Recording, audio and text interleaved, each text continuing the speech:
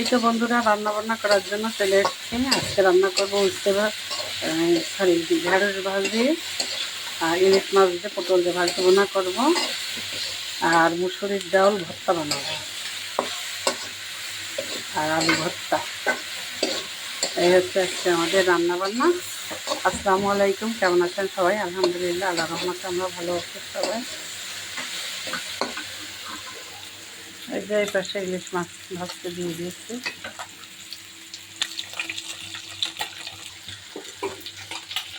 এই ভেজে রাখা বেরেস্তাগুলো দিয়ে দিলাম।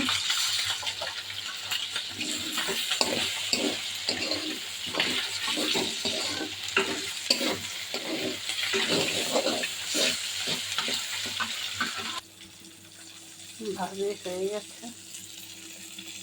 ইলিশ মাছ নামিয়ে পটল ভাজতে দিয়ে দিয়েছি।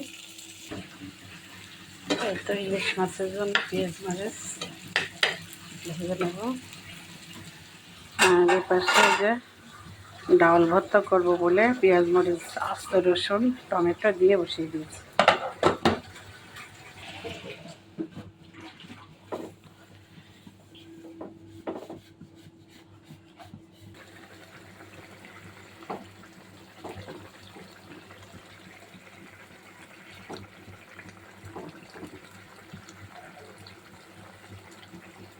এই তো আমাদের ইলিশ মাছ ভাজা কমপ্লিট। এখন এই যে গতকালকের মুরগি গরম করব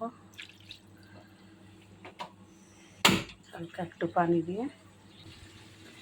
তারপর সে ডাল ভর্তাটাও প্রায় শেষের দিকে। এই ভর্তাটা পুরো আচারের তেল দিয়ে বানিয়েছি। এই তো এটাও কমপ্লিট হয়ে গেছে, এখন নামিয়ে নেব। তো বন্ধুরা, ডাল ভর্তা কমপ্লিট। মুরগির মাংসটাও হয়ে গেছে, নামিয়ে নেব।